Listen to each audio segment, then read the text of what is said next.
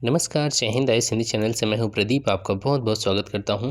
दोस्तों, ये 67th BPSC की प्रीलिम्स का ये फुल लेंथ टेस्ट है और जो कि दूसरा है टेस्ट, और इसमें सभी 150 क्वेश्चन पर हम डिटेल में बात करेंगे। चलिए शुरू करते हैं। इसमें जो पहला क्वेश्चन है वो आपको बताना है कि नंदा देवी चोटी किस हिमालय का हिस्सा है। आप ये जानते हैं कि जब हिमालय का भौगोलिक विभाजन किया जाता है तो हिमालय के भौगोलिक विभाजन में हम नदियों के आधार पर हिमालय को 4 भागों में बांटते हैं। जैसे सिंधु और सतलज के बीच में जो एरिया है उसे हम क्या बोलते हैं? पंजाब हिमालय। ठीक है, पंजाब हिमालय। और सतलज से लेकर के जो काली नदी के बीच का एरिया है, इसके बीच में जो हिमालय है उसे हम कुमायूं या गढ़वाल हिमालय बोल सकते हैं। और इसके बाद काली से लेकर के तीस्ता नदी तक का जो एरिया है ये पूरा नेपाल हिमालय में आता है। और इसके बाद तीस्ता से लेकर के ब्रह्मपुत्रा के बीच का जो एरिया है वो कहलाता है असम हिमालय। तो आपको बताना है कि नंदा देवी चोटी कहाँ पर। तो नंदा देवी चोटी आप जानते हैं उत्तराखंड में है। तो जो उत्तराखंड वाला एरिया कौन सा हो गया? कुमायूं या गढ़वाल हिमालय का, सतलज से लेकर के काली के बीच का एरिया। ठीक है, तो नंदा देवी चोटी किस हिमालय का हिस्सा है? वो है गढ़वाल हिमालय का हिस्सा। क्लियर हो गया? चलिए आगे चलते हैं। रोहतांग दर्रा कहाँ पर है? तो रोहतांग दर्रा आप जानते हैं ये है हिमाचल प्रदेश में। ठीक, रोहतांग दर्रा हिमाचल प्रदेश। नेक्स्ट, अरावली और विंध्य पर्वत श्रृंखलाओं के मध्य कौन सा पठार स्थित है? अरावली आप जानते हैं एक अवशिष्ट पर्वत है। विंध्य यहाँ पर देखें, अरावली इधर हो जाता है और विंध्य यहाँ पर। तो इसके बीच में जो एरिया पड़ता है वो है मालवा का पठार है, मालवा का पठार। नेक्स्ट, कोरी क्रीक स्थित है कहाँ पर? कोरी क्रीक जो है वो आपको कहाँ पर मिलेगा? रन ऑफ कच्छ या कच्छ के रन में मिलेगा। जब आप यहाँ पर मैप बनाते हैं तो इधर वाले एरिया में यहाँ पर कोरी क्रीक आपको देखने को मिलता है। क्लियर? चलिए नेक्स्ट क्वेश्चन। एक जनजाति जो सरहुल त्यौहार मनाती है वो कौन सी है? तो वह जनजाति कौन सी है? मुंडा है। मुंडा जनजाति सरहुल त्यौहार मनाती है। सागौन तथा साल किसके उत्पाद हैं? सागौन और साल ये जो वृक्ष होते हैं ये कहाँ पर मिलते हैं?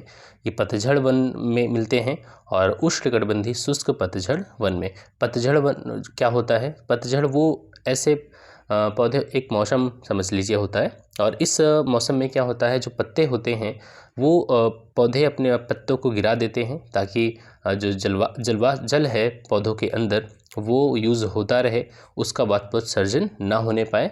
क्योंकि इस मौसम में क्या होता है, गर्मी ज़्यादा पड़ती है तो जो पानी होता है उसकी कमी होने लगती है, तो पौधे अपने पानी को बचाने के लिए अपनी पत्तियां गिरा देते हैं। यही कहलाता है पतझड़ वन। सदाबहार वन में क्या होता है? सदाबहार वन में ऐसा नहीं होता कि पत्तियां गिरती नहीं हैं। सदाबहार वन में पौधे जो होते हैं वो समय समय पर अलग अलग टाइम पर पत्तियां गिराते हैं, जिससे वो वन जो होता है हमेशा सदाबहार दिखता है। ये लगता है कि ये तो हमेशा हरा भरा है, यहाँ पर पत्तियाँ नहीं गिरती। नहीं, ऐसा नहीं है। सदाबहार वन में भी पत्तियाँ गिरती हैं, लेकिन वो अलग अलग टाइम पर गिरती हैं। और जो सदाबहार वन कहाँ पर आपको मिलते हैं? जहाँ पर 200 सेंटीमीटर से ज़्यादा वर्षा होती है। ठीक है, जैसे भारत की अगर बात करें तो भारत में ये जो पश्चिमी घाट आपका देखने को मिलेगा, यहाँ पर जो पूरा नॉर्थ ईस्ट का एरिया है, क्योंकि यहाँ पर भी काफ़ी बारिश होती है, तो सदाबहार वन यहाँ पर। अंडमान निकोबार वाले एरिया में काफ़ी बारिश होती है। विश्व की बात करेंगे तो विश्व में आप यहाँ 10 डिग्री 5 डिग्री मान लीजिए, 5 से 10 डिग्री तक, 5 डिग्री के आसपास यहाँ पर सदाबहार वन आपको देखने को मिलते हैं। जैसे पूरा अमेजन बेसिन के बाद जो ब्राज़ील वाला एरिया यहाँ पर, और इसके बाद कांगो बेसिन, ठीक है, फिर इंडोनेशिया वगैरह, यहाँ सब आपको क्या मिलेगा? सदाबहार वन देखने को मिलते हैं। आगे चलते हैं। यदि अब यहाँ पर मैथ शुरू हो रहा है तो मैथ हम यहाँ पर नहीं करेंगे। चलिए नेक्स्ट जीएस पे चलते हैं। हाल ही में ऑक्सफोर्ड डिक्शनरी का वर्ड ऑफ द ईयर 2021 कौन सा शब्द बना?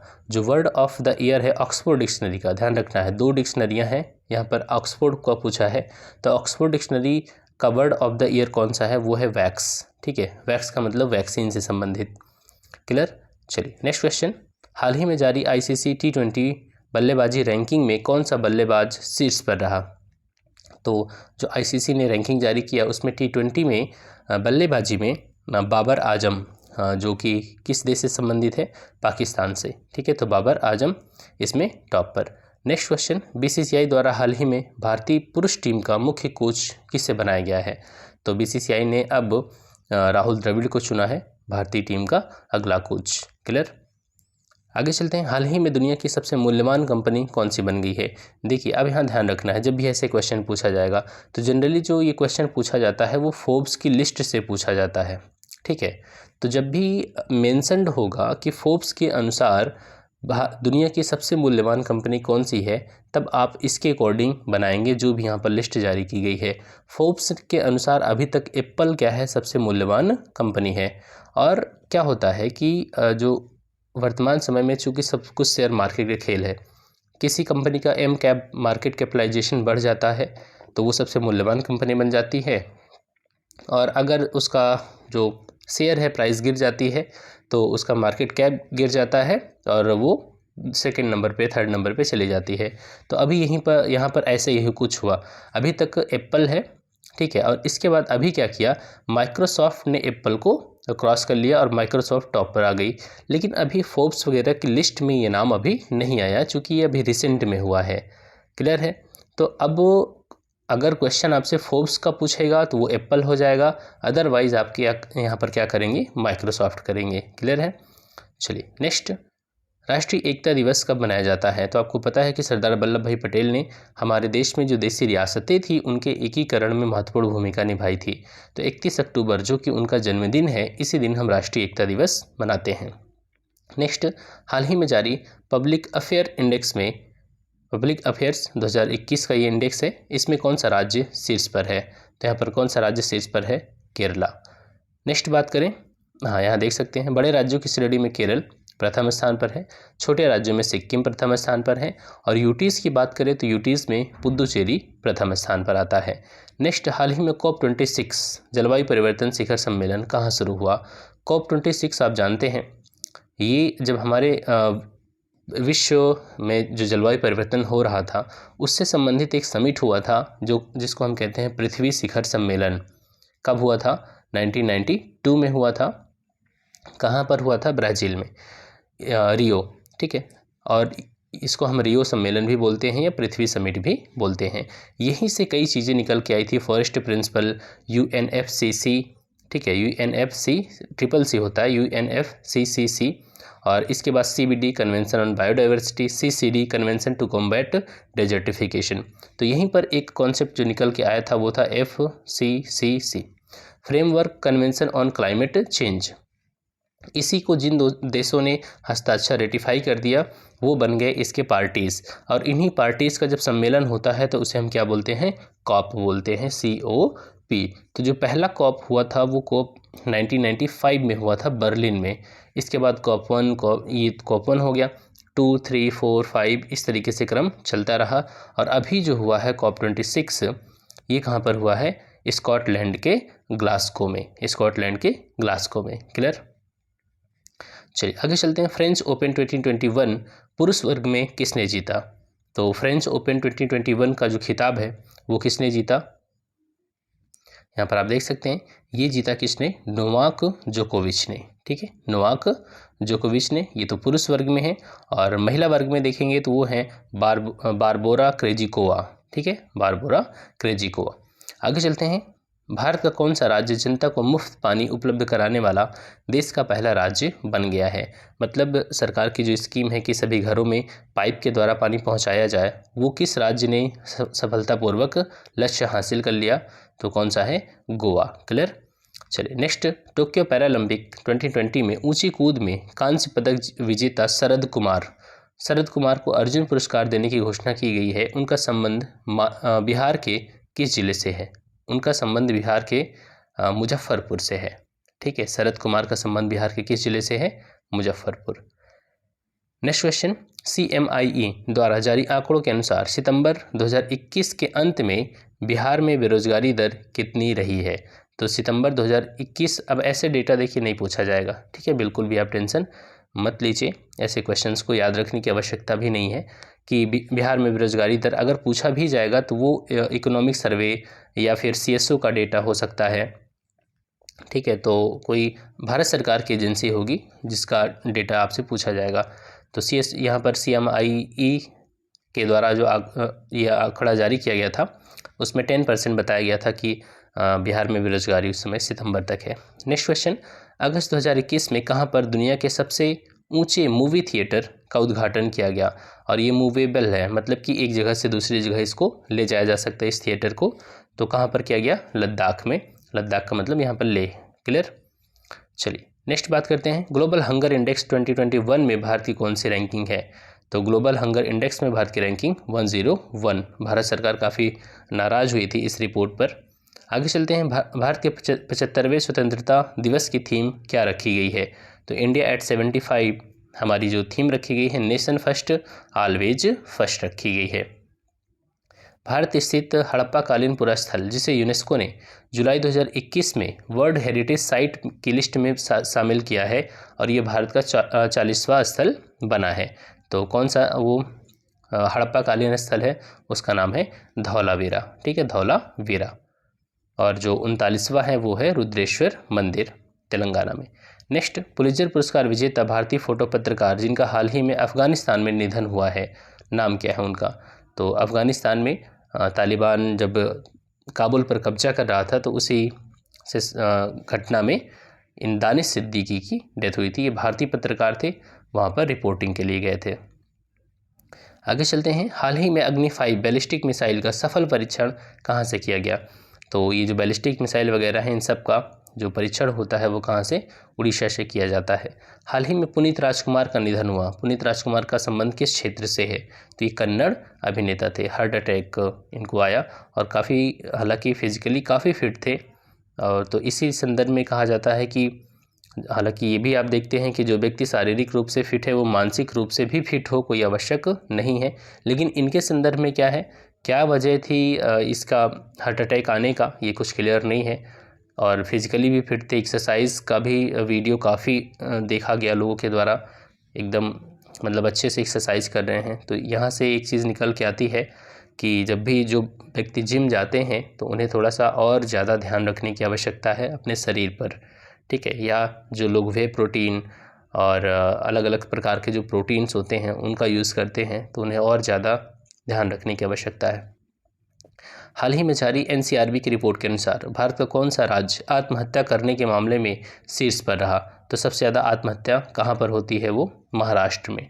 तो इसके पीछे आर्थिक तंगी और मानसिक समस्याएं, बहुत सारी चीज़ें हो सकती हैं सुसाइड के पीछे।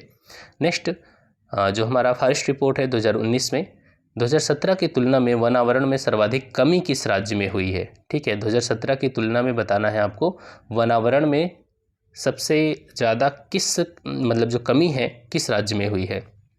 तो सबसे ज़्यादा कमी कहाँ पर होती है? तो ये हुई है मणिपुर में। ठीक है, मणिपुर में। नेक्स्ट बात करते हैं। हाँ, और सबसे ज़्यादा वृद्धि कहाँ देखने को मिली है? वो कर्नाटक में। प्राकृतिक गैस का सर्वाधिक उत्पादन किसके द्वारा किया जाता है? तो जो नेचुरल गैस है उसका उत्पादन होता है सबसे ज़्यादा अमेरिका के द्वारा। क्लियर? नेक्स्ट, विश्व में हीरे का सर्वाधिक उत्पादन किया जाता है कहाँ पर? तो ये होता है हीरा, सबसे ज़्यादा उत्पादन की बात करेंगे तो ये रशिया है। नेक्स्ट, कोकोवा के उत्पादन में शीर्ष राज्य कौन सा है? तो कोकोवा सबसे ज़्यादा, देखिए कॉफ़ी और कोकोवा दोनों अलग अलग हैं। ठीक है, तो यहाँ पर हो जाता है क्या? आंध्र प्रदेश कोकोवा के उत्पादन में। नेक्स्ट बात करते हैं, यहाँ आपको मैच करवाना है कौन कौन किस खेल से संबंधित है। तो मिताली राज आप जानते होंगे, ये क्रिकेट से संबंधित है, और मीराबाई चानू वेट लिफ्टर हैं, भारोत्तोलन, और दीपिका कुमारी ये तीरंदाजी से संबंधित हैं, और साजन प्रकाश ये तैराकी से संबंधित हैं। नेक्स्ट बात करें, वैश्विक प्रतिस्पर्धा रिपोर्ट किस संस्थान के द्वारा जारी की जाती है? तो वैश्विक प्रतिस्पर्धा रिपोर्ट है ये वर्ल्ड इकोनॉमिक फोरम, ये वर्ल्ड इकोनॉमिक फोरम की रिपोर्ट। आगे चलते हैं। निम्न में से किसने 2026 के अंत तक चंद्रमा पर पहला परमाणु रिएक्टर स्थापित करने की योजना बनाई है? तो ये अमेरिका की योजना है कि हम चंद्रमा पर 2026 तक परमाणु रिएक्टर स्थापित करेंगे। क्लियर?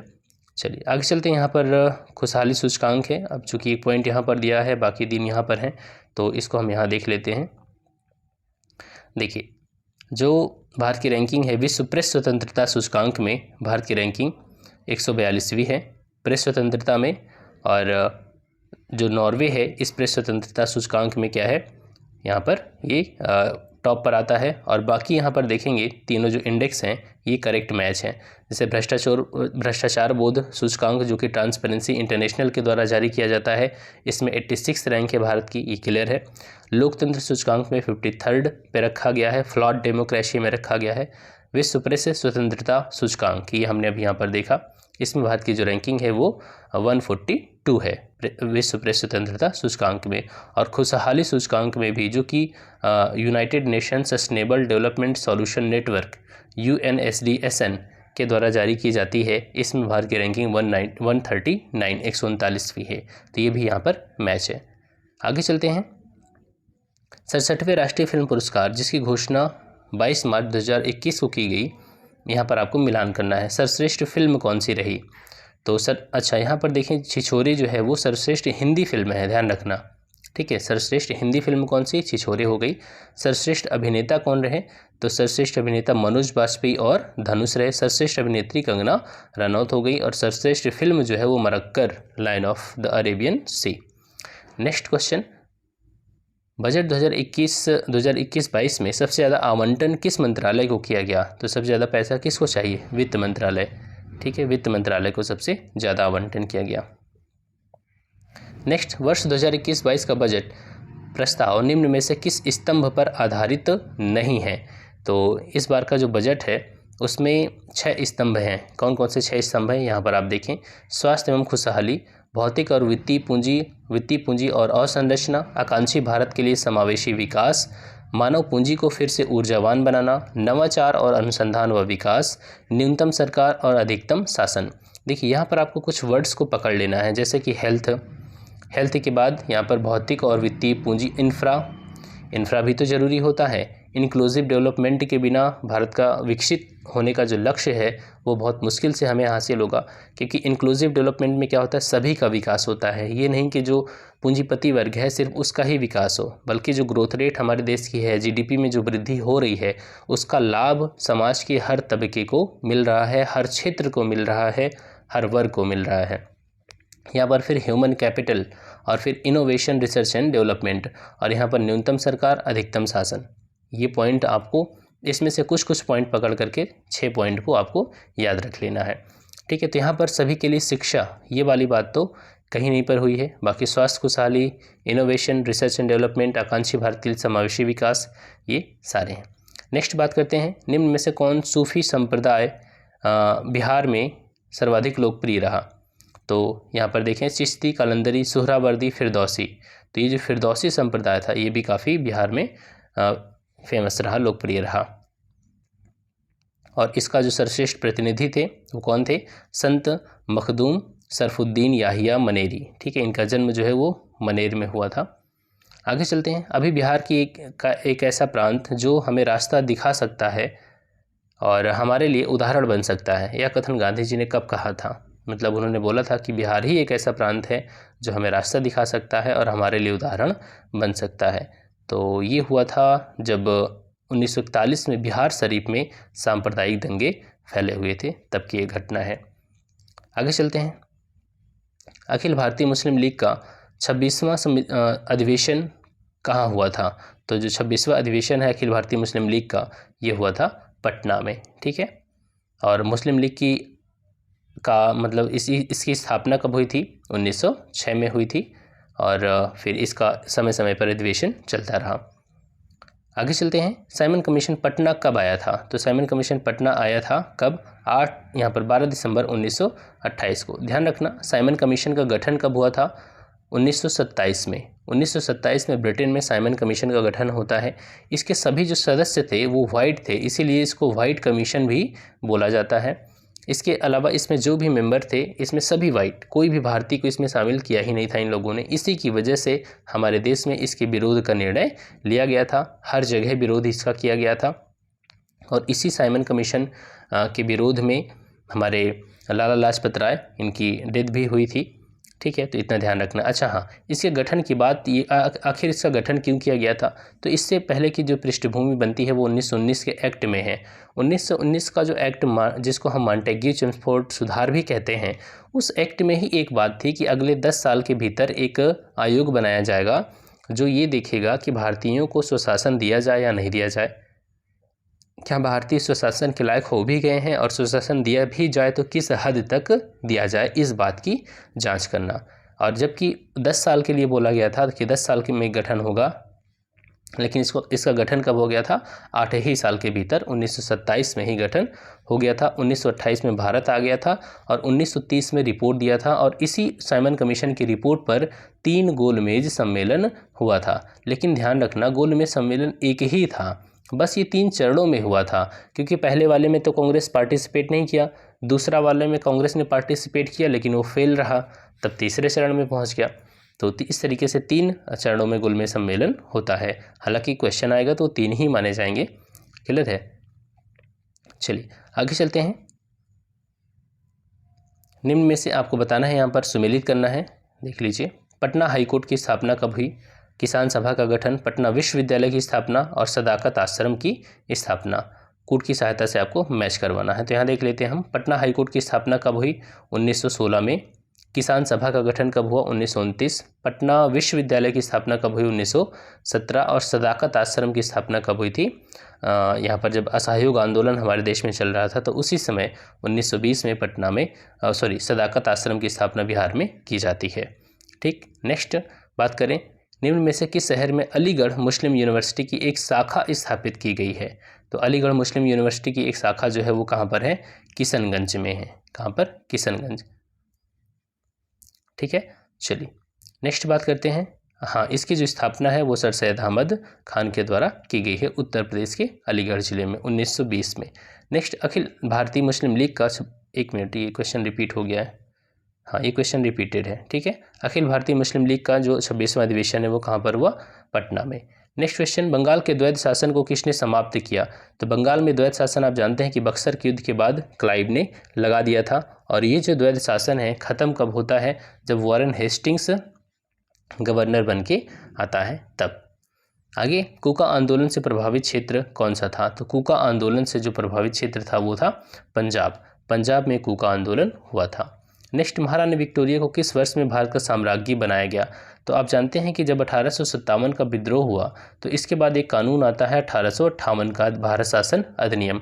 इसके तहत भारत से कंपनी के शासन को ख़त्म करके ब्रिटेन की महारानी का शासन डायरेक्ट रूप से स्थापित कर दिया जाता है, और उसी समय विक्टोरिया को भारत का साम्राज्ञी बनाया जाता है। तो यहाँ पर आपका सही आंसर क्या होगा? 1858 का अधिनियम, या 1858 ईस्वी में। नेक्स्ट क्वेश्चन, भारत छोड़ो आंदोलन के दौरान 9 अगस्त को गिरफ्तार करके डॉक्टर राजेंद्र प्रसाद को किस जेल में रखा गया था? तो उस समय राजेंद्र प्रसाद को बांकीपुर जेल में बंद किया गया था। ठीक है, चलिए अब यहाँ देख सकते हैं, बिहार के जो प्रमुख नेता राजेंद्र प्रसाद, अनुग्रह नारायण सिंह, श्री कृष्ण सिंह, मथुरा, ये लोग, इनको 9 अगस्त 1942 को गिरफ्तार कर लिया गया था, और इन सभी लोगों को जेल में डाल दिया गया था। पटना में गिरफ्तार करके बांकीपुर जेल लाया गया। बिहार का कौन सा एरिया 1770-71 में सन्यासी विद्रोह का केंद्र था? तो ये बंगाल, सन्यासी विद्रोह बंगाल, बिहार उस समय के, मतलब जो आज का बंगाल, बिहार, उड़ीसा, ये सब उस समय बंगाल हुआ करता था। तो 1770-71 में ये बंगाल का, स्पेशली पूर्णिया जिला जो था, इससे काफ़ी प्रभावित था। ठीक है, और जो सन्यासी विद्रोह था इसके पीछे कारण क्या था? जो वहाँ पर तीर्थयात्री थे उनके द्वारा तीर्थ स्थानों पर यात्रा करने पर प्रतिबंध लगा दिया गया, और इसी वजह से सन्यासियों ने क्या किया? इसका सशस्त्र विद्रोह किया। और सन्यासी विद्रोह का जो उल्लेख है वो वंदे मातरम के रचयिता बंकिम चंद्र चटर्जी ने भी अपने उपन्यास आनंद मठ में किया। ठीक है, आनंद मठ में भी सन्यासी विद्रोह का उल्लेख है, ध्यान रखना है, काफ़ी इंपॉर्टेंट है, ये पूछा जाता है। नेक्स्ट है, कांग्रेस समाजवादी पार्टी का 1934 में पहला अधिवेशन कहाँ हुआ? तो ये जो CSP है, कांग्रेस सोशलिस्ट पार्टी, 1934 में इसका जो पहला अधिवेशन है वो पटना में आयोजित किया गया। क्लियर? चलिए नेक्स्ट इसके बारे में थोड़ा सा देख लीजिए। समाजवादियों का एक सम्मेलन हुआ था आचार्य नरेंद्र देव की अध्यक्षता में 17 मई 1934 को बम्बई में, और यहाँ पर आचार्य नरेंद्र देव, जयप्रकाश नारायण, मीनू मशानी, अशोक मेहता, ये सब समाजवादी नेता हैं। ठीक है, ध्यान रखना इतना, कई बार ऐसे भी पूछ देता है कि निम्न में से कौन समाजवादी नेता नहीं है। तो नरेंद्र देव और जयप्रकाश नारायण जेपी, जिनको हम शॉर्ट में बोलते हैं, मीनू मशानी, अशोक मेहता, इन सब के प्रयत्नों से कांग्रेस सोशलिस्ट पार्टी का गठन किया गया और इसका जो पहला अधिवेशन हुआ वह कहाँ पर, पटना में। इसके अध्यक्ष कौन थे, आचार्य नरेंद्र देव, और सचिव कौन थे, जयप्रकाश नारायण। क्लियर। चलिए नेक्स्ट, यहाँ पर आपको बताना है कुंवर सिंह का संबंध किससे है, तो कुंवर सिंह 1857 के विद्रोह से संबंधित हैं। और बिरसा तो मुंडा विद्रोह से संबंधित है। मौलवी विलायत अली नहीं, हाँ ठीक है। और मजहरुल हक, इनका संबंध किससे है, तो यहाँ पर आप डिटेल में देख सकते हैं। देखिए 4321, जो यहाँ पर मौलवी विलायत अली हैं ये भाभी मूवमेंट से संबंधित हैं और मजहरुल हक होम रूल लीग से संबंधित हैं। नेक्स्ट, कांग्रेस यहाँ पर आपको बताना है कौन सम्मिलित नहीं है। कांग्रेस का गया अधिवेशन, इसकी अध्यक्षता किसने किया, और बिहार प्रादेशिक किसान सभा स्वामी सहजानंद, चंपारण आंदोलन जवाहरलाल नेहरू, बिहार सोशलिस्ट पार्टी गंगा शरण सिंह।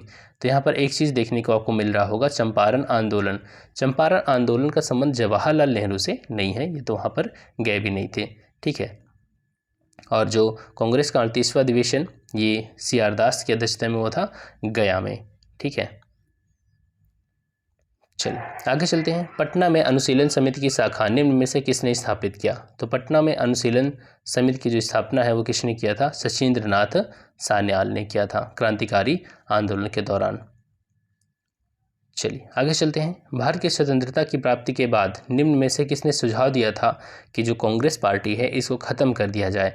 ये बात किसने कही थी, तो हमारे महात्मा गांधी जी ने बोला था कि कांग्रेस पार्टी का जो मुख्य उद्देश्य था वो आज़ादी हासिल करना था और आज़ादी हमें मिल गई है तो इसको ख़त्म कर दिया जाना चाहिए आज़ादी के बाद, लेकिन ख़त्म कहाँ हुई। ठीक है। आगे चलते हैं। Abul Kalam Azad, Annie Besant, Firoz Shah Mehta, Hindu. और यहाँ पर आपको बताना है कि जो पत्र वगैरह हैं यहाँ से मैच करवाना है आपको। अबुल कलाम आज़ाद, इनकी कौन सी मैगज़ीन अल हिलाल, एनी बेसेंट कॉमनवेल्थ। ठीक है। फिरोज शाह मेहता बॉम्बे क्रॉनिकल, और ये जो जी सुब्रमण्यम है इनका संबंध हिंदू पेपर से था, जो मतलब हिंदू मैगज़ीन है। तो यहाँ पर सारे मैच हैं 1 2 3 4। वंदे मातरम गीत किसके द्वारा लिखा गया, तो वंदे मातरम अभी हमने ऊपर ही चर्चा किया था कि बंकिम चंद्र चटर्जी जी के द्वारा लिखा गया है, आनंद मठ से लिया गया। और ये इसका संबंध आनंद मठ का किससे है, सन्यासी विद्रोह से है। और बस क्लियर इतना ही। नेक्स्ट बात करें, यहाँ पर आपको दिया गया है वायसराय गवर्नर जनरल, और यहाँ पर आपको बताना है इनके समय में कौन सी घटना हुई है। तो डलहौजी के समय में कौन सी घटना, तो डलहौजी के बारे में आप जानते हैं कि व्यपगत का सिद्धांत या इसे ही हड़प की नीति बोला जाता है, जिसके अंतर्गत इसने क्या किया था कि अगर किसी देसी रियासत का बायोलॉजिकल, जो उसका राजा है देसी रियासत का, अगर उसका कोई बायोलॉजिकल जैविक पुत्र नहीं है, अगर उसने गोद लिया है, तो अंग्रेज़ों ने उसकी गोद लेने के जो बच्चा था उसको उन्होंने मान्यता नहीं दिया और उसके साम्राज्य को ब्रिटिश साम्राज्य में मिला लिया।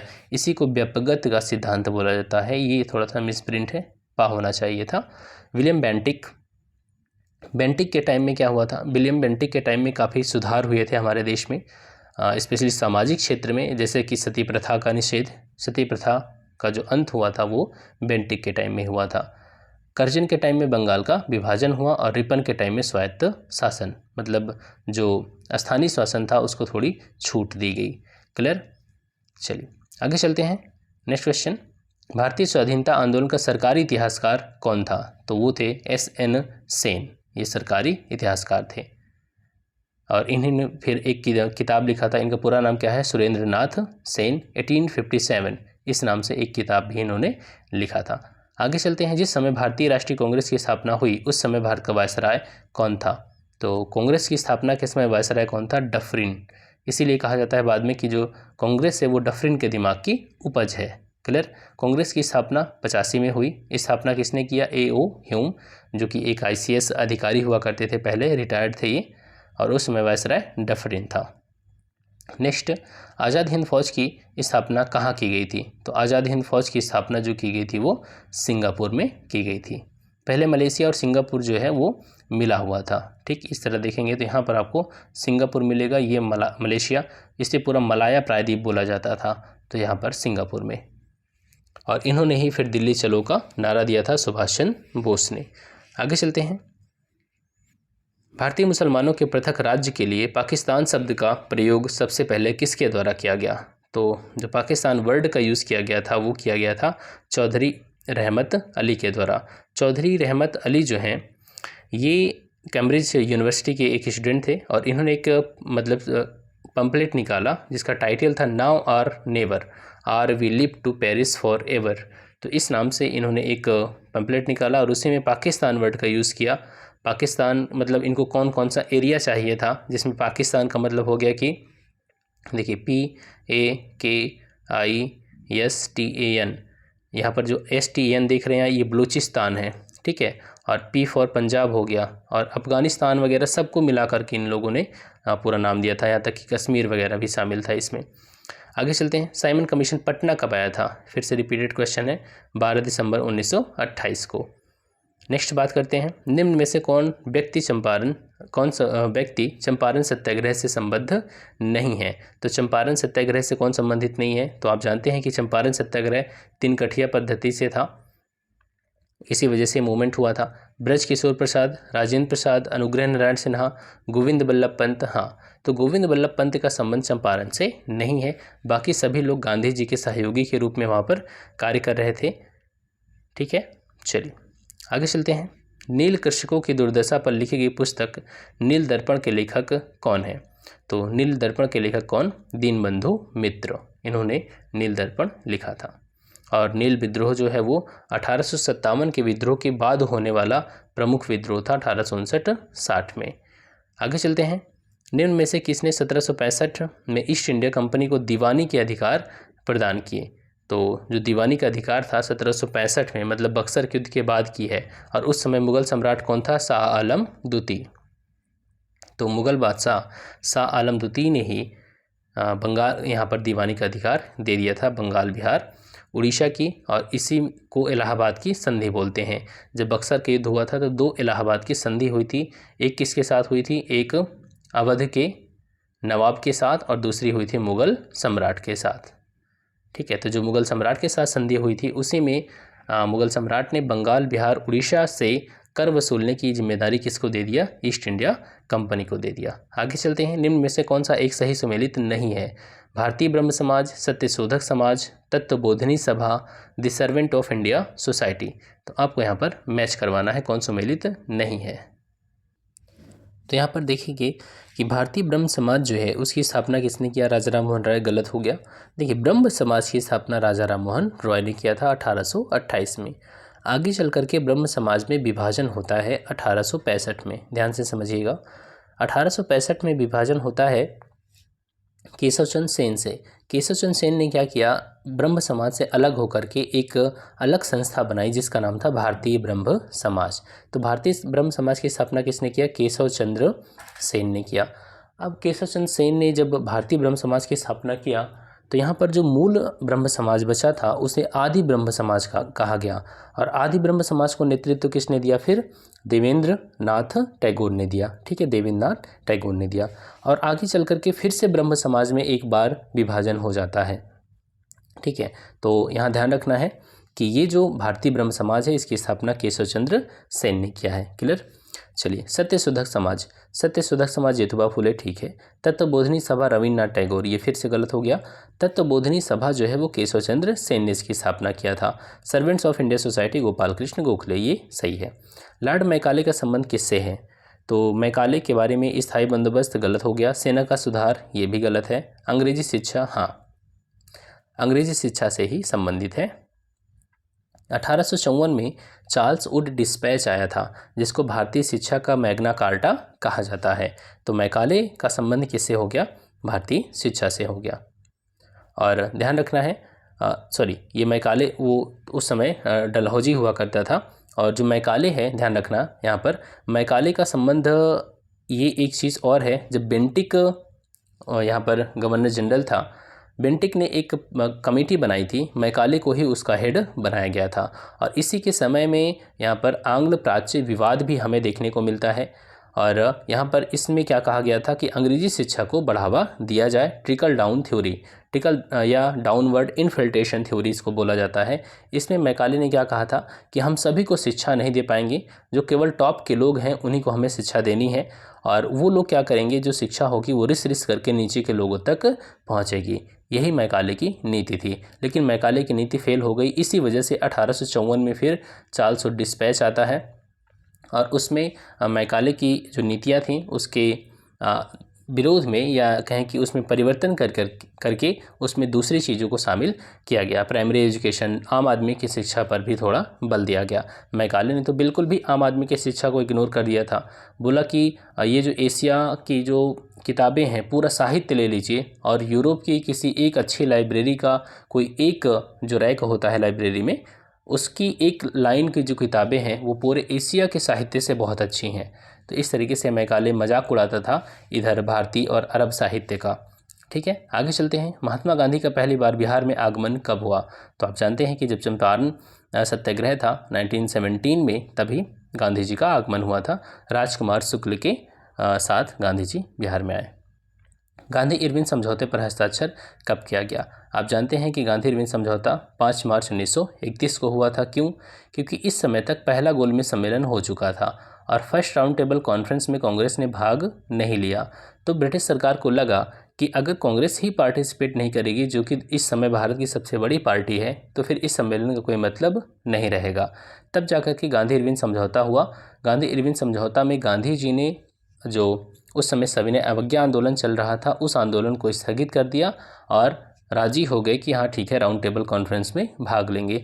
और इसी यहाँ पर गांधी इरविन समझौते में नमक बनाने का अधिकार लोगों को मिल गया कि जो तटीय राज्य के लोग हैं वो अपने उपभोग के लिए नमक बना सकते हैं। ठीक है, चलिए आगे चलते हैं। बिहार में असहयोग आंदोलन प्रारंभ हुआ कब? तो बिहार में भी 1920 में ही असहयोग आंदोलन प्रारंभ हुआ है। यहाँ पर ऑप्शन थोड़ा सा मिसप्रिंट है। और असहयोग आंदोलन आप जानते हैं चौरी चौरा की घटना जो कि गोरखपुर में है, इस घटना के बाद 4 फरवरी, ठीक है ध्यान रखना है, चौरी चौरा की जो घटना है वो 4 फरवरी 1922 को हुआ। चौरी चौरा कांड की घटना के बाद गांधी जी ने इस आंदोलन को वापस ले लिया। और गांधी जी उस समय कहाँ थे? तो बारदोली में थे। नेक्स्ट, 1773 के रेगुलेटिंग एक्ट की निम्न में से कौन सी प्रमुख विशेषताएं हैं? तो 1773 के रेगुलेटिंग एक्ट में बंगाल के गवर्नर को बंगाल का गवर्नर जनरल बना दिया गया। बिल्कुल सही है, बंगाल के गवर्नर को बंगाल का गवर्नर जनरल, और वॉरेन हेस्टिंग्स पहला गवर्नर जनरल बनता है। नेक्स्ट, इस अधिनियम के तहत कंपनी के राजनीतिक और वाणिज्यिक कार्यों को पृथक पृथक कर दिया गया। तो गलत। इस अधिनियम के तहत कंपनी के कर्मचारियों को निजी व्यापार करने, भारतीय लोगों से उपहार लेने, रिश्वत लेने पर प्रतिबंध लगा दिया गया। बिल्कुल सही है। इसी की वजह से तो कंपनी घाटे में चल रही थी, क्योंकि यहाँ पर जो कर्मचारी थे वो अपना व्यापार, निजी व्यापार करते थे। तो यहाँ पर 1 और 3 हो गया। नेक्स्ट बात करें। हाँ, और यहाँ पर ये जो पॉइंट आपको बी नंबर है ऑप्शन, ये वाणिज्यिक और राजनीतिक कार्यों को अलग अलग करना, ये संबंधित है किससे? 1784 के कानून से। ठीक है, 1784 का पिट्स इंडिया एक्ट है। नेक्स्ट क्वेश्चन, बंगाल के किस नवाब ने मुंगेर को राजधानी बनाया? तो आप जानते हैं कि मुंगेर को राजधानी किसने बनाया था? मीर कासिम ने बनाया था। तो यहाँ पर मीर कासिम ऑप्शन ही नहीं है, तो यहाँ पर इनमें से कोई नहीं हो जाएगा। मीर कासिम ने क्या किया था? मुर्शिदाबाद से राजधानी को मुंगेर लाया था, ताकि अंग्रेज़ों के हस्तक्षेप से वो बच सके, क्योंकि अंग्रेज़ों ने मीर जाफ़र को काफ़ी परेशान किया था। ठीक है, इसी वजह से वो इनसे दूर रहना चाहता था। आगे चलते हैं। राष्ट्रकूट राज्य का संस्थापक कौन था? तो राष्ट्रकूट जो राज्य है वो दंतिदुर्ग के द्वारा इसकी स्थापना की गई थी। तीसरी बौद्ध संगीति का आयोजन कहाँ किया गया?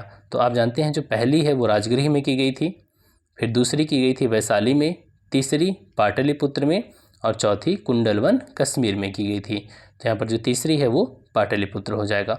नेक्स्ट बात करें, निम्न में से कौन सा युग्म सही सुमेलित है? हल्दी घाटी का युद्ध 1572, गलत हो गया।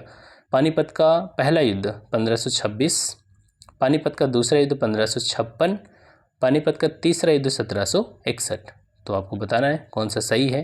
तो यहाँ पर सीधा सीधा हमें दिख रहा है पानीपत का पहला युद्ध 1526। क्लियर? और यहाँ पर सही सुमेलित है। हल्दी घाटी 1576 में हुआ था, पानीपत का दूसरा 1556 और पानीपत का तीसरा 1761 यहाँ पर 61। तो 1 मिनट, यहाँ पर आपके 2 ऑप्शन करेक्ट हो रहे हैं, पानीपत का पहला युद्ध और पानीपत का दूसरा भी। तो ये हो जाएगा ई ऑप्शन आपका, ठीक है, ध्यान रखना है। चलिए आगे चलते हैं। हुमायूंनामा की रचना किसने किया? तो हुमायूंनामा आप जानते हैं, इसकी रचना जो किया है वो गुलबदन बेगम ने किया, हुमायूं की बहन थी। नेक्स्ट, हर्षवर्धन के शासनकाल में किस चीनी यात्री ने भारत की यात्रा किया? तो हर्षवर्धन के टाइम में कौन आया था? वेन सॉन्ग आया था, वेन सॉन्ग। नेक्स्ट बात करते हैं, वेन सॉन्ग ने जो ग्रंथ लिखा था उसका नाम क्या था? सीयू की। निम्न में से कौन चोलों की राजधानी नहीं थी? तो चोलों की राजधानी जो थी यहाँ पर वातापी, ये या बदामी इसको भी बोलते हैं, तो ये चोलों की राजधानी नहीं हुआ करती थी। बाकी उरैयूर, कांची, ये सब चोलों की राजधानी थी। भारत पर मोहम्मद बिन कासिम का आक्रमण कब हुआ था? देखिए यहाँ पर ये 2 ऑप्शन करेक्ट हैं, 711 712। क्यों?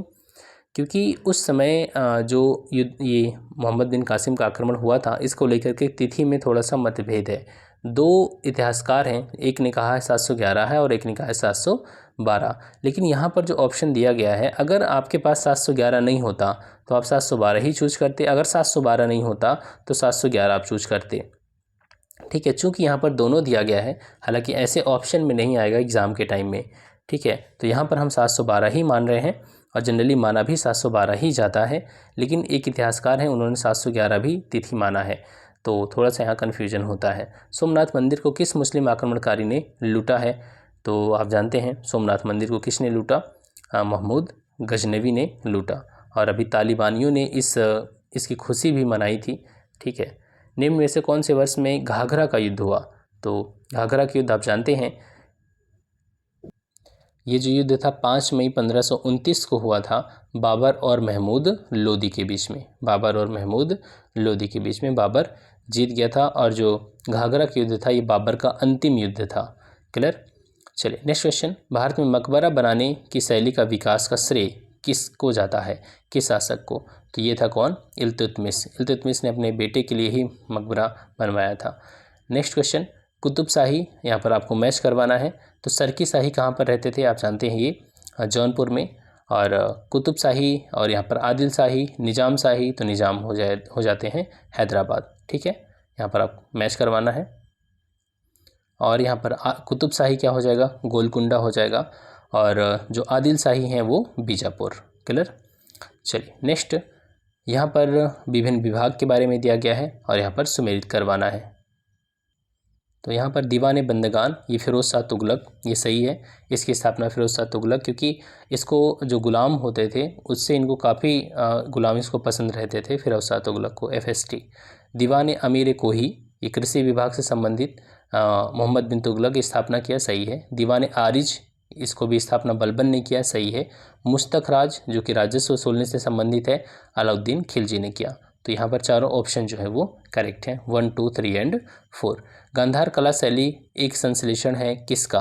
तो गांधार कला जो शैली है वो भारतीय और यूनानी कला का मिश्रण है। इधर आप देखेंगे कि जो आज का जो पाकिस्तान की बाउंड्री वाला इलाका है, ठीक है, इस इलाके में गांधार कला शैली प्रचलित थी, ठीक है। चलिए आगे चलते हैं, यहाँ पर आपको मैच करवाना है। सिल्वी कल्चर का संबंध किससे है? वन संवर्धन, सही है। ओलेरी कल्चर ये सब्जियों की कृषि है। पोमोलॉजी ये फलों की कृषि है। ओली कल्चर ये किससे है? जैतून का उत्पादन। तो यहाँ पर इस तरीके से मैच।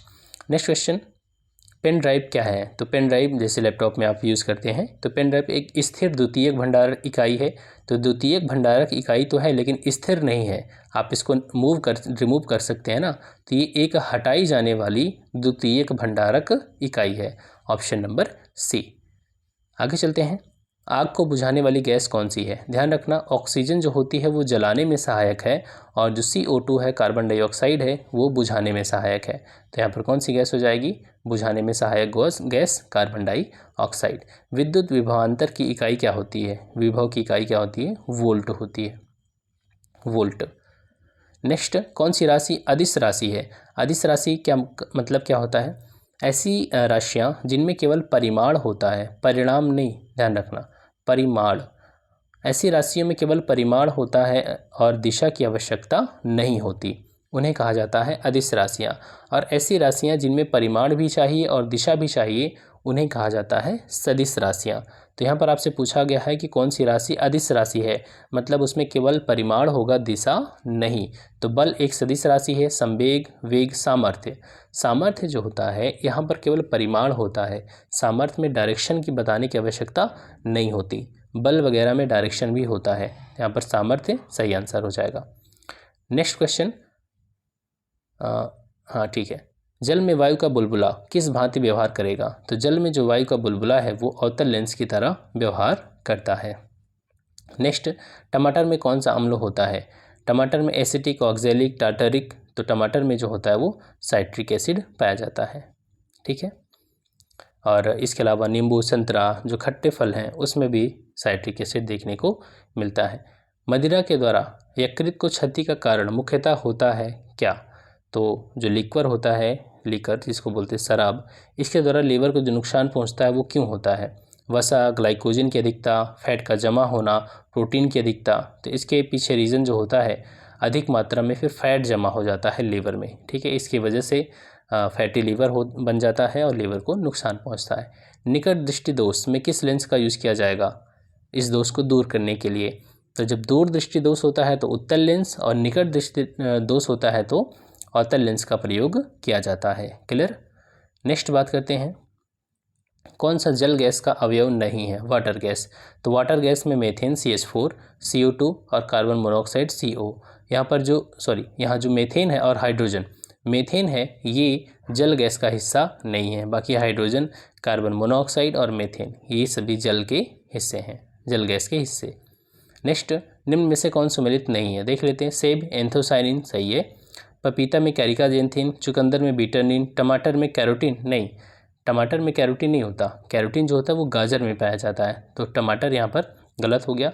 टमाटर में लाइकोपिन नामक का वर्णक पिगमेंट पाया जाता है जिसके कारण इसका रंग जो होता है वो लाल दिखता है हमें। नेक्स्ट, किस ताप पर पानी का घनत्व मैक्सिमम होता है? तो आप जानते हैं ये है कितने डिग्री सेल्सियस, 4 डिग्री सेल्सियस पर जो पानी का घनत्व होता है वो मैक्सिमम होता है। और यहाँ पर गर्म करेंगे अगर आप पानी को, 0 से 4 डिग्री सेल्सियस तक जाएंगे तो जल का जो घनत्व है वो बढ़ता है और आयतन इस समय कम होगा क्योंकि दोनों में अपोजिट रिलेशन है। 4 डिग्री सेल्सियस पर जल का आयतन न्यूनतम हो जाता है और घनत्व मैक्सिमम हो जाता है, और इसके बाद अब घनत्व क्या होना शुरू हो जाएगा? कम होना शुरू हो जाता है। ठीक है, चलिए, स्टेथोस्कोप का प्रयोग किस चीज़ के लिए किया जाता है? तो जब भी आप डॉक्टर के पास जाते हैं तो आपकी पीठ पर वो स्टेथोस्कोप लगाता है और कान में अपना उसको लगा लेता है, तो इससे क्या करता है, वो हृदय की ध्वनि सुनता है, हार्ट बीट को वो सुनता है। नेक्स्ट, मथने के बाद क्रीम का दूध से अलग हो जाने का कारण क्या है? तो इसके पीछे जो कारण है वो है अपकेंद्रीय बल। ठीक है, अपकेंद्रीय बल की वजह से क्या होता है, जो भारी कण होते हैं वो किनारे किनारे चिपक जाते हैं। तो आप जिस बर्तन में दूध को मथा जा रहा है अगर उसको देखेंगे तो किनारे किनारे पर वहाँ पर क्रीम देखने को मिलती है। नेक्स्ट, आयरन का शरीर में मुख्य आवश्यकता होती है क्यों? तो जो आयरन होती है उसकी मुख्य आवश्यकता होती है हीमोग्लोबिन के निर्माण में, HB के निर्माण में। ठीक है, नेक्स्ट क्वेश्चन, मनुष्य में भोजन के पाचन से संबंधित प्रक्रिया कहाँ से शुरू होती है? तो जो डाइजेशन सिस्टम हमारा है वो शुरू होता है कहाँ से? माउथ से शुरू होता है। ठीक है, माउथ से शुरू हो करके एनस तक जाता है, और पाचन की क्रिया, ये तो आहार नाल हो गया, माउथ से शुरू होकर के एनस तक। पाचन की क्रिया जो शुरू होती है वो भी माउथ से ही शुरू होती है, और मुंह में स्टार्च का पाचन शुरू होता है। जैसे आप रोटी खाते हैं तो रोटी में स्टार्च होता है, और इसका 30% जो स्टार्च होता है वो चबाते चबाते ही डाइजेस्ट हो जाता है। यहाँ पर एक एंजाइम देखने को आपको मिलता है, टाइलिन जिसको हम बोलते हैं। ठीक है, टाइलिन या सलेवरी एमाइलेज भी इसे बोला जाता है। तो ये जो टाइलिन नाम का एंजाइम है ये स्टार्च को पचाने में सहायक होता है। नेक्स्ट, घटपर्णी के निम्न भागों में कौन सा एक घट के रूप में रूपांतरित होता है? तो इसका जो कौन सा हिस्सा है वो है अनुपर्ण। अनुपर्ण नामक जो हिस्सा होता है वो घट के रूप में चेंज हो जाता है। नेक्स्ट, गामा किरणें होती हैं, तो गामा किरणें आप जानते हैं ये उदासीन होती हैं, गामा किरणें उदासीन होती हैं। और यहाँ पर रदरफोर्ड ने रेडियोएक्टिव पदार्थ से निकलने वाली किरणों का अध्ययन किया था, तभी इन्होंने कुछ किरणें पॉजिटिव हैं, कुछ नेगेटिव हैं और कुछ उदासीन हैं, इनके बारे में बताया था। एक अश्व शक्ति बराबर होता है किसके? एक अश्व शक्ति जो होता है वो 746 वोल्ट के बराबर होता है। दूरी मापने की सबसे बड़ी इकाई क्या है? तो दूरी मापने के लिए सबसे बड़ी इकाई जो है वो पारसेक है। ठीक है, पारसेक। ऑडिटोरियम की दीवारों पर पहले थर्माकोल की सीट लगाई जाती है, क्यों?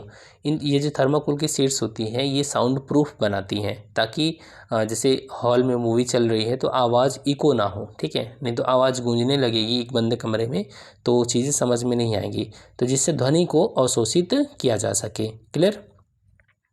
चलिए नेक्स्ट क्वेश्चन। शरीर में ध्वनि यंत्र को और क्या कहा जाता है? तो जो हमारा ध्वनि यंत्र होता है जिससे आवाज़ निकलती है उसे हम क्या बोलते हैं? यहाँ पर देखें तो वो होता है लैरिंग्स। ठीक है, लैरिंग्स कहलाता है।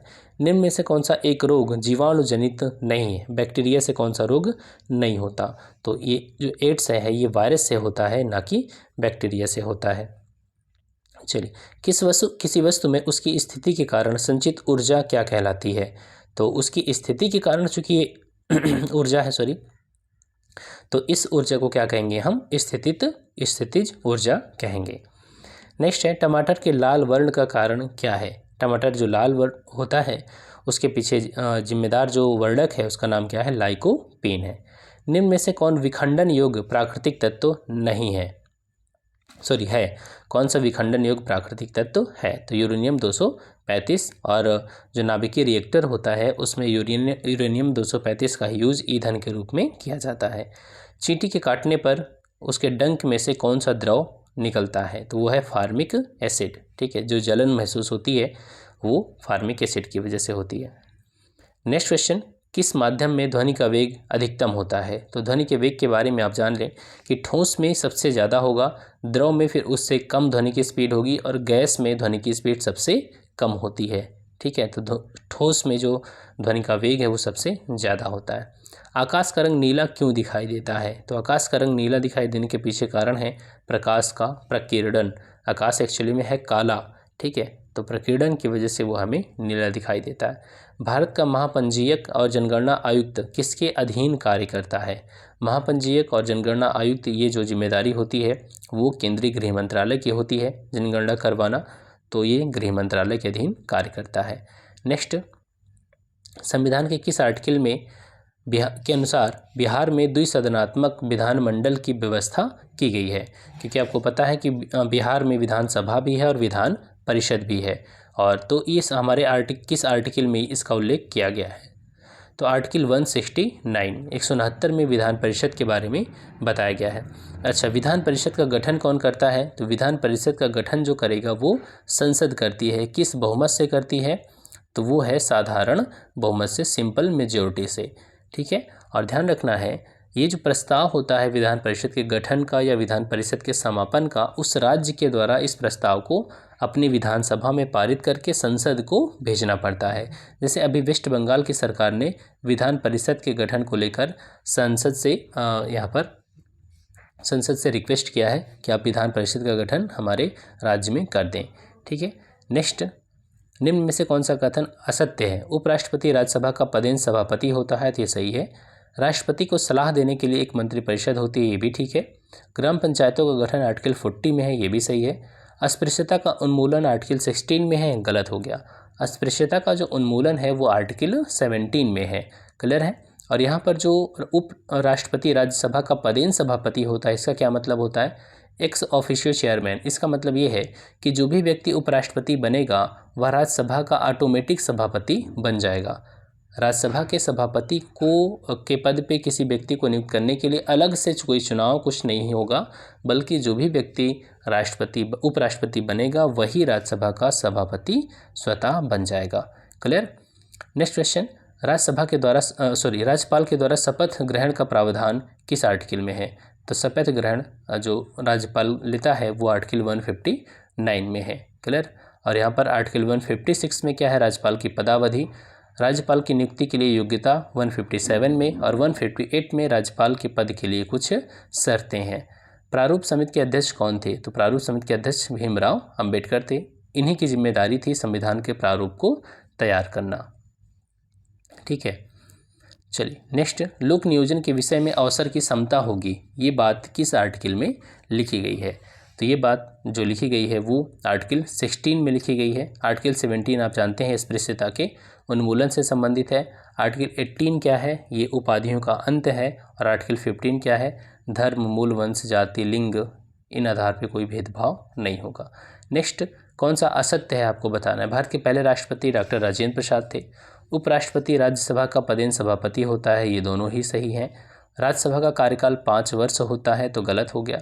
लोकसभा का कार्यकाल 5 वर्ष होता है और राज्यसभा का कोई कार्यकाल नहीं होता। इसके सदस्यों का कार्यकाल 6 वर्ष होता है। क्लियर? चलिए नेक्स्ट क्वेश्चन, भारतीय संविधान का निम्न में से कौन सा आर्टिकल भारत के राष्ट्रपति के महाभियोग की प्रक्रिया से संबंधित है? तो महाभियोग की जो प्रक्रिया का उल्लेख है वो आर्टिकल 61 में है। आर्टिकल 61 में, अनुच्छेद 61 में महाभियोग की प्रक्रिया का उल्लेख किया गया है। और महाभियोग की प्रक्रिया जब राष्ट्रपति को हटाने के लिए चलती है तो इसमें बहुमत कितना चाहिए होता है? कुल सदस्यों का 2/3। सबसे टफ बहुमत है राष्ट्रपति को हटाने के लिए। ग्राम पंचायतों को संवैधानिक मंजूरी देने की आवश्यकता सबसे पहले किसके द्वारा अनुभव की गई? तो वो है एल.एम. सिंघवी समिति। एल.एम. सिंघवी समिति ने कहा था कि यहाँ पर इनको जो पंचायतें हैं इन्हें संवैधानिक दर्जा दिया जाना चाहिए। निम्न में से कौन सा शब्द भारत के संविधान की उद्देशिका में नहीं है? तो हम भारत के लोग भारत को एक संपूर्ण प्रभुत्व संपन्न, समाजवादी, पंथ निरपेक्ष और लोकतंत्रात्मक गणराज्य बनाने के लिए, लोक कल्याण वर्ग तो नहीं आया, ठीक है, तो लोक कल्याण इसमें शामिल नहीं है। वह राज्य जहां विधान परिषद नहीं है, तो विधान परिषद अभी 6 राज्यों में है, ठीक है। जम्मू कश्मीर में भी हुआ करती थी लेकिन जम्मू कश्मीर में इस समय नहीं है। बाकी यहाँ पर महाराष्ट्र, उत्तर प्रदेश, कर्नाटक, तेलंगाना हो गया, ठीक है, और यूपी और बिहार। तो यहाँ पर राजस्थान में नहीं है विधान परिषद। नेक्स्ट, डाक के द्वारा मतदान को क्या बोला जाता है? ये है परोक्ष मतदान। नेक्स्ट क्वेश्चन, यहाँ पर सूची दी गई है, आपको मैच करवाना है आर्टिकल्स को। आर्टिकल 39 का समान न्याय और निःशुल्क विधिक सहायता, सही है ये। आर्टिकल 40 ग्राम पंचायतों का गठन, ये भी ठीक है। आर्टिकल 42 ये कर्मकार कोई मजदूरी से संबंधित है। और प्रसूति सहायता का उपबंध क्या है? आर्टिकल 43 में है। क्लियर? चलिए नेक्स्ट क्वेश्चन, भारतीय संविधान को विभिन्न स्रोतों से व्यापक रूप से अनुकरण किया गया है, मतलब भारतीय संविधान का मुख्य स्रोत क्या है? तो ये है भारत शासन अधिनियम 1935। हमारे संविधान का एक बहुत बड़ा हिस्सा भारत शासन 1935, भारत शासन अधिनियम 1935 से प्रभावित है, ठीक है, ध्यान रखना है। और जो भारत शासन अधिनियम था इसमें 321 धाराएं थी और 10 अनुसूचियाँ थीं। राज्यसभा के गठन में प्रतिभा, अनुभव, सेवा को प्रतिनिधित्व देने में भारतीय संविधान निर्माता निम्नांकित किस देश के उदाहरण से प्रभावित हुए थे? तो ये जो प्रभावित हुए थे वो हुए थे आयरलैंड से, कि राज्यसभा में लोगों को मनोनीत करने वाली बात की गई थी। आगे चलते हैं, निम्न में से कौन सी भारतीय संविधान की विशेषता नहीं है?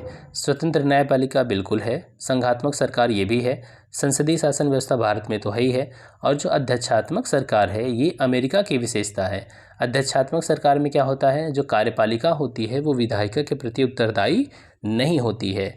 और जो यहाँ पर आप देखेंगे अमेरिका में जो प्रेसिडेंट होता है वो अपने मंत्रियों को कहीं से भी ले सकता है, कहीं से भी का मतलब देश के जो भी उन्हें सबसे विद्वान लगते हैं, जैसी इस राष्ट्रपति की इच्छा है वो उस व्यक्ति को मंत्री बना सकता है। लेकिन भारत में बाध्यता है।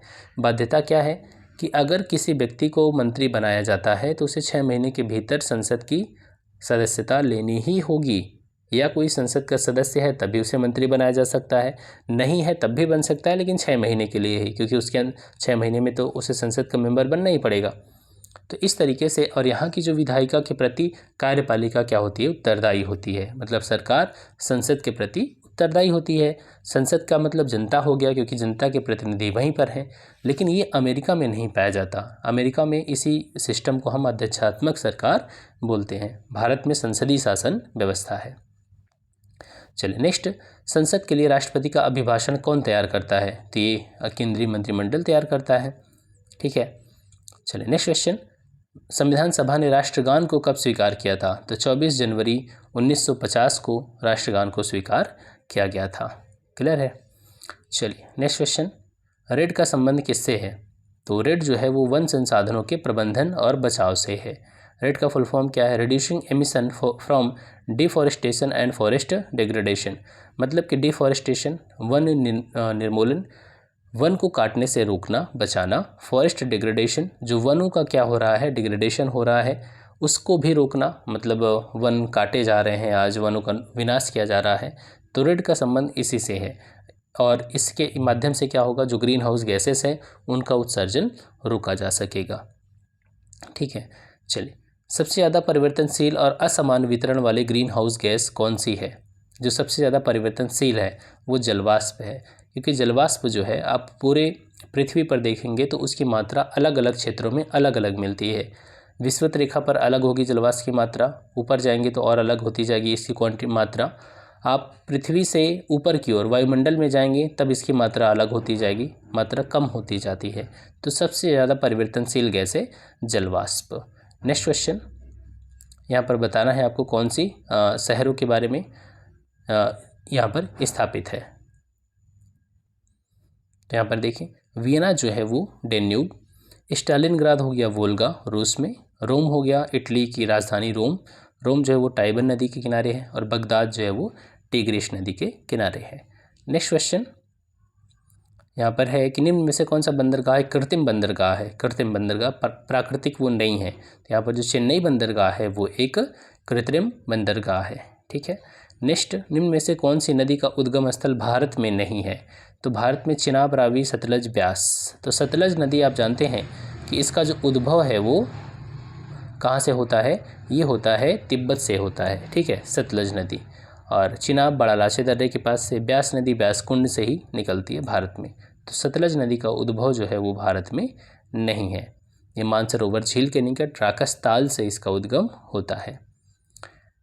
नेक्स्ट क्वेश्चन, यहाँ पर मूवमेंट दिए गए हैं, आपको बताना है कि कौन सा युग्म सुमेलित है। जंगल बचाओ मूवमेंट ये बिहार में हुआ था, यही सुमेलित है। शांत घाटी जो हुआ था आंदोलन वो केरल में हुआ था। और अपिको ये साउथ इंडिया का मूवमेंट है। ठीक है, तो यहाँ पर जो जंगल बचाओ मूवमेंट है वो सही है। यहाँ पर अविभाजित जो बिहार था वो झारखंड में हुआ था ये मूवमेंट। चलिए, और जो बालियापाल है वो उड़ीसा में हुआ था। किस प्रकार की मृदा को स्वतः जुताई वाली मृदा कहा जाता है? तो जो काली मिट्टी होती है उसे स्वतः जुताई वाली मृदा भी कहा जाता है। इसमें कपास काफ़ी होता है, कपास के प्रोडक्शन में ये मिट्टी भूमिका निभाती है। और इसका जो काली मिट्टी का निर्माण हुआ था वो कैसे हुआ था? जो लावा था, लावा के अपक्षय और अपर्दन से इसका निर्माण हुआ है, या मैग्मा के।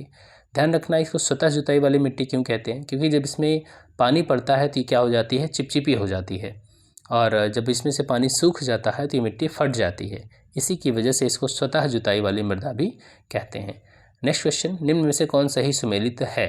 तो चलिए देख लेते हैं। पुलिकट झील तेलंगाना, गलत हो गया। कोलेरू झील तमिलनाडु, ये भी गलत। वेम्बनाथ झील केरल, ये सही है। लोनार झील ये महाराष्ट्र में है, गलत हो गया। ठीक है, तो यहाँ पर वेम्बनाथ झील जो है वो केरल में है, ये सही ऑप्शन है। नेक्स्ट क्वेश्चन, बाकी आप देख लें। पुलिकट झील जो है आंध्र प्रदेश और तमिलनाडु की बाउंड्री पे है। कोलेरू झील ये आंध्र प्रदेश में ही है, यहीं पर पेलिकन महोत्सव यहीं पर मनाया जाता है कोलेरू झील में। और वेम्बनाथ केरल में है, लोनार कहाँ पर है? महाराष्ट्र में। लास्ट क्वेश्चन, डेजर्ट के बारे में दिया गया है, इसको मैच करवाना है। मोजाब, मोजाब जो है अमेरिका में है, यूएसए में। टकला मकान ये कहाँ पर है? चीन में है। और गिब्सन जो है वो ऑस्ट्रेलिया में है। और काजिल कुम कहाँ पर है? उज्बेकिस्तान में है। तो इस तरीके से हमने 150 क्वेश्चन को कंप्लीट किया। आई होप कि आपको अच्छा लगा हो। Thanks for watching, keep smiling.